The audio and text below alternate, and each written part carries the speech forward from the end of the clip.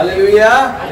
तेव्हा येशू मसीहला वरदस्तंभावर मारला गेला, खिळला गेला, तर त्याच्याबरोबर किती लोकांना खिळले गेलेले बघूया. मत्ती अध्याय 27, 37 ते 38 वाचूया. कन्फर्म आहे 2. ओके. किती मारले गेले नक्की? पण त्या दिवशी किती लोकांना मारलं जाणार होतं? त्या दिवशी भाऊ बहिणीनं 3 मारणार होतं, माहिती ना? त्या दिवशी जे वरदस्तंभावर मारणार होते त्या दिवशी 3 मारणार होते, बरोबर आहे ना? 2 मारलं गेलं, 3 कोण होता? बारब्बास होता. Hallelujah, hallelujah. मत्ती अध्याय 27, 15 ते 26 बघूया. हा बारब्बास कोण होता? जो 3रा व्यक्ती आहे हा कोण होता? त्याचं नाव पहिलं बघितलं तर जीसस आहे, येशू. जीसस बारब्बास असं त्याचं नाव आहे. ओके. बारब्बासचा अर्थ आहे बार म्हणजे सन, लेकर. ओके. आणि अब्बा म्हणजे पिता, म्हणजे लेकर परमेश्वराचा असा तो पुरा त्याचा नावाचा अर्थ आहे. ओके. हा व्यक्ती आहे, हा व्यक्ती जो आहे ना, हा म्हणजे एक म्हणतात ना, एक आजकाल आपल्या देशामध्ये सेडिक्शन केस लागते, देशाविरुद्ध गुन्हा केला ना, माहिती आहे ना? UPI डायरेक्ट आतमध्ये जामीन पडत नाही. तर असा कायद्याखाली याला पकडलेलं, कारण ह्याने तिथे तसा विद्रोह केलेला रोमन अधिकारांच्या विरुद्धात याला पकडलेलं. बारब्बासला काय केलं? वचन काय सांगतं? बारब्बासला सोडलं आणि येशूला त्याच्या वरदस्तंभावर मारण्यासाठी देऊन टाकलं. हालेलुया. हा बारब्बास कोण होता सांगितलं तुम्हाला? विद्रोह केलेला व्यक्ती होता, त्याचा दंड मृत्यू होता. हालेलुया. हा जो व्यक्ती आहे यांनी आपल्या जगायची सर्व आशा सोडलेली, लक्षात ठेवा. तर याला माहित होतं की आता मला फक्त मृत्यू दंडच आहे. ओके. आणि याला ज्यावेळी कोठडीत ठेवलेलं आणि ज्यावेळी लोक ओरडत होते की त्याला वरदस्तंभावर मारा, वरदस्तंभावर मारा, वरदस्तंभावर मारा, होऊ शकतं याला वाटलं असेल मलाच मारायला बोलताय, कारण त्याला माहित आहे की त्याला मृत्यूदंड आहे, तो वाचणार नव्हता. हालेलुया. अजिबात वाचणार नव्हता. मृत्यूदंड अठ्ठळ होता त्याला. बायबल सांगतं त्याला सोडलं आणि येशूला त्याच्या जागेवरती काय केलं? वरदस्तंभावर खिळण्यासाठी दिलं गेलं. येशू मसीह त्या वरदस्तंभावर खिळला गेला जो बारब्बाससाठी तयार केला होता. हालेलुया.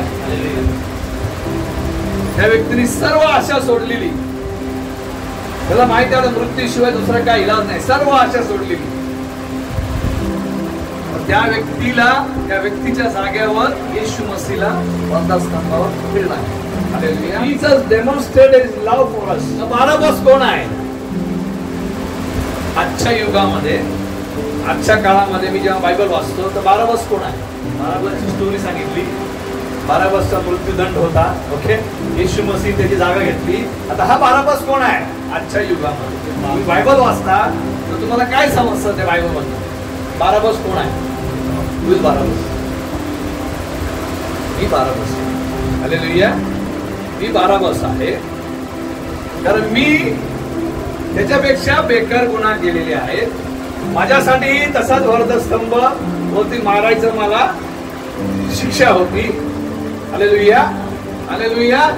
मग ती जागा माझ्या परमेश्वराने माझ्यासाठी ती जागा घेतली. बघा बायबल सांगतं त्या 2 चोराला मारलं म्हणजे चोरी केल्यावरती काय दंड होतं? त्यावेळी काय दंड होतं? वरदस्तंभावर मारायचं होतं ना. आपण आयुष्यात किती चोऱ्या केल्या आहेत? गेल्या की नाही?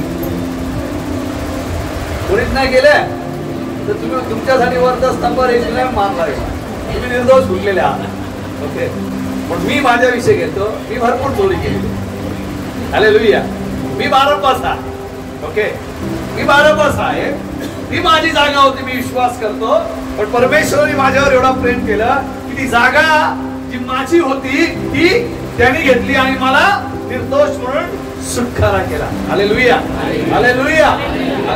तो धन्यवाद व्यक्ती आहे, तो आशीर्वादित व्यक्ती आहे आणि तो खरोखर व्यक्ती आहे ज्याच्यासाठी येशू मसीह त्या वरदस्तंभावर खिळला गेला.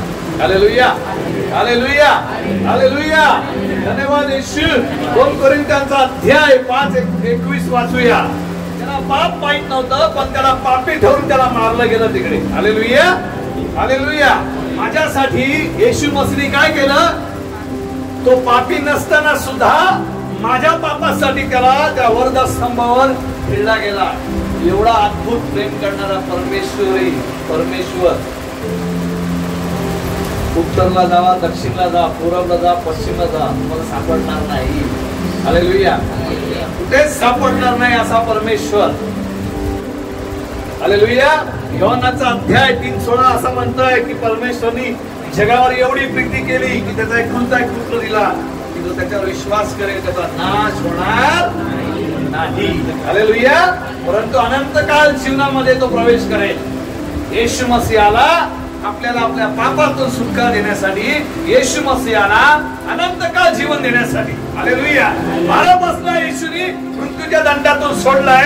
आता त्याला अनंत काळच्या जीवनामध्ये त्याला काय करायचंय? चालायचं आहे. हालेलुया. तसाच परमेश्वराने मला काय केलंय?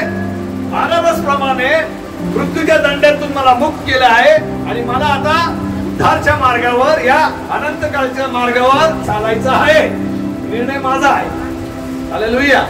निर्णय आपला आहे. पण मनुष्य नाही करू शकत माझा निर्णय. पण मनुष्य ठरवू शकत नाही मी नरकात जावं किंवा स्वर्गात जावं. कोणी ठरवू नाही शकत मी कुठे जावं. निर्णय माझा आहे. माझा इंडिव्हिज्युअल निर्णय आहे. मी मेल्यावर मी जाणार आहे स्वर्गामध्ये किंवा नरकामध्ये. मला कोण घेऊन नाही जाणार आणि मला कोण ढकलू नाही शकत. Hallelujah, hallelujah. इथे बायबल सांगतं, स्पष्ट सांगतंय, आपल्या पापा ज्यांनी पाप नाही केलं त्याला आपले पाप त्याच्यावर लादले गेले. हालेलुया. आणि आपल्या पापासाठी ते वरदस्तंभावर खिळला गेला. हालेलुया. अध्याय 2:5 काढूया. When we were dead in our sin, He quickens us. जेव्हा आम्ही आमच्या पापामध्ये मेलेलो, आत्म्यात मेलेलो, येशू मसीह आपल्यासाठी त्या वरदस्तंभावर आपल्या जागे मेला ताकी आपण जगावे. हालेलुया. आपण काय करावे? जगावे. जसा बारावासला जिवंत सोडलं तसा परमेश्वर आपल्याला आत्मिक सोडतो आहे की तुम्ही जगा आत्मिक जीवन. हालेलुया. बारावासला बघतो त्याला वाटतं मीच आहे. हालेलुया. समजतं काय बोलताय? त्या बारावासची जेव्हा तुम्ही अध्याय वाचणार तेव्हा समजा की हा तुम्ही होते आणि तुम्हाला सोडायला तो येशू मसीह आला. हालेलुया. ही जागा ऑलरेडी तयार होती. पुरुष ऑलरेडी तयार होता. फक्त खेळ मारायचे बाकी होते. बारावासला येशू मसीहने आपली जागा घेतली. ती जागा त्यांनी घेतली. हालेलुया. येशू रोमन्स अध्याय 7:23. कारण पापाचं वेतन काय? मरण आहे. मरण शारीरिक त्याला भोगत होता बारावास. इथे आपण पाप जर केलं तर आपण शारीरिक मरू आणि आत्मिक मरू. पापाचे वेतन काय? मरण आहे. हालेलुया. लोकांना पाप माहिती नाही. लोकांना पाप माहिती नाही. लोक जगताय. याचा अर्थ हे नाहीये की त्यांना माहित नाही म्हणून त्यांना बक्षवलं जाईल. नाही. हालेलुया. लक्षात ठेवा. समजा अमेरिकेमध्ये कोणाची मी हत्या केली तर त्याचा दंड मृत्यू असेल. ओके. आणि मी अमेरिकेमध्ये गेलो, मला माहिती नाही नियम. ओके. आणि मी एकाला मी मारून टाकलं. ओके. तर एकाला मी मारून टाकलं तर मला मृत्यूदंड भेटणार नाही का? भेटेल. मी बोलू शकतो का मला माहित नव्हतं? कोणाची चूक आहे? माझी चूक आहे. माझी चूक आहे. बरोबर आहे ना? मला माहितच नाही. माझी चूक आहे आणि मी माहित करून घेतलं पाहिजे होतं या देशाचे नियम काय. तसे परमेश्वराचे नियम काय? परमेश्वर कुठल्या गोष्टीला पाप बोलतोय हे माहित नाही तर कसं करणार? मी दारू पितोय, मला माहित नाही पाप आहे. मी सिगरेट पितोय, मला माहित नाही. मी व्यभिचार करतो आहे, मला माहित नाही. म्हणजे उद्या मी जर मेलो तर प्रभूला मी बोलू नाही शकत परमेश्वराला की मला माहित नव्हतं. ओके. मला माहित नव्हतं. आणि तिकडे कुठला मिनिस्टरचा फोन नाही राहणार. त्या मिनिस्टरची ओळख लागणार नाही. ओके. किती मोठा माणूस असेल तर ओळख लागणार नाही. ओके. त्याचा फोन पोहोचणारच नाही पहिली गोष्ट. तर नक्की जे दंड आहे परमेश्वर नियुक्त केले ते होणार, म्हणजे होणार त्या व्यक्तीला. हालेलुया. म्हणून स्पष्ट सांगते बायबल, पापाचे वेतन काय? मरण. मरणार. शारीरिक सुद्धा मरणार, आणि आत्म्याने सुद्धा मरणार. हालेलुया. परमेश्वरापासून दूर केले जाणार, माहित पडणार नाही आपल्याला. एवढे लोक नरकामध्ये माहितीये का, बाप रे. असं वाटतं ते कल्याणमध्ये सकाळी ट्रेन चढतात नाही का, चल आता विद्या घालून, असे लोक नरकामध्ये प्रवेश करतायत. लोकांना माहितच नाही आहे, लोकांना माहितच नाही. विचारा कोणाचं पाप काय माहिती नाही म्हणेल. आम्ही पुण्य केलंय, पाणी पाजलं.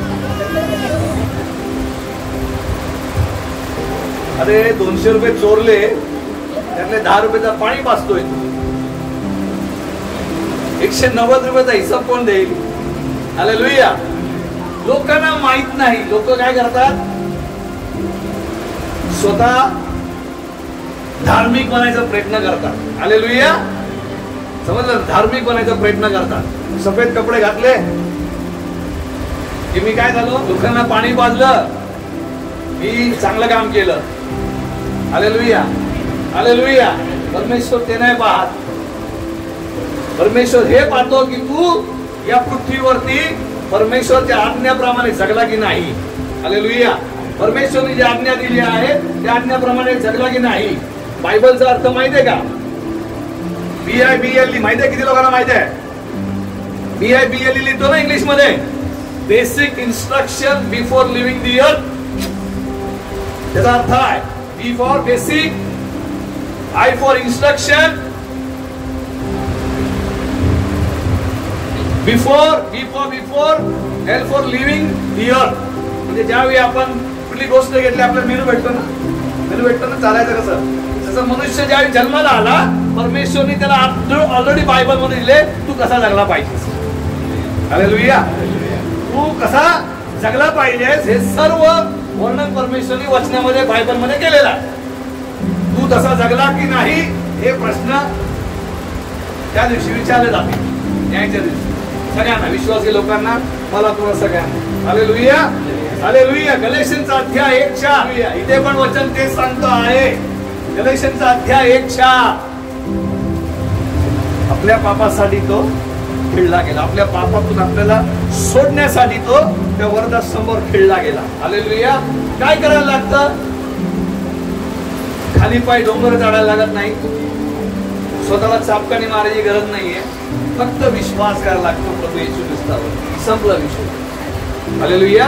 फक्त विश्वास करायला लागतो की प्रभू ख्रिस्ताने माझ्यासाठी वरदासमोर माझ्या पापासाठी खिळला गेला. त्याच्या रक्ताने, जे रक्त त्यांनी सांडलं, ते रक्त मला त्यांनी काय केलं? शुद्ध केलं. मी स्वच्छ झालो, साफ झालो प्रत्येक पापापासून. हालेलुया. परमेश्वराने आपला प्रेम दर्शवलं आपल्याला. He demonstrated his love for us on the cross. त्याने त्याचं प्रेम दर्शवलं त्या वरदास्तंभावर खिळून. आपण आपला प्रेम दर्शवतो का परमेश्वराला? तो तर त्याने दर्शवलं.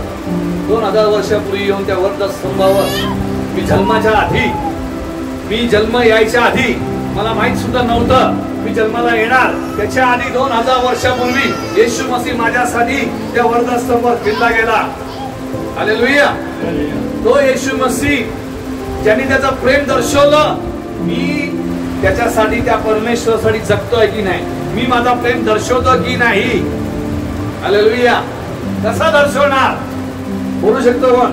समजा माझ्या ठिकाणी माझा मृत्यूदंड एका व्यक्तीने घेतला, ओके, तर माझ्यावर कर्ज आहे, ओझ आहे. त्याचा जे तो जगत होता तसा मला आता काय करायचंय? जगायचंय. त्याचे जे काम होते, त्याचे जे घरामध्ये एखाद्या घरात त्याचे आई वडील असतील, त्याला सांभाळण्याचा जो त्याचा ओझं होतं, ते मी घेतलं पाहिजे की नाही? घेतलं पाहिजे का? तर माझ्यासाठी तो माझा मृत्यूदंड त्याने घेतला आहे. तर मला परमेश्वरसाठी, त्याच्यासाठी, त्या व्यक्तीसाठी तो जसा जगणार होता, तो जसा काम करणार होता, तसं मला करायचं आहे. जर आपण तसा जगत नाही त्या परमेश्वरासाठी, तर अर्थ काय? काय अर्थ त्यांनी त्या वरदास्तंभावर आपल्यासारख्या 12 बसलं सोडावं? काय अर्थ झाला? त्यांनी एवढी वेदना आपल्यासाठी सहन करावी, त्याला अर्थ काय झाला? काहीच नाही झाला. हालेलुया.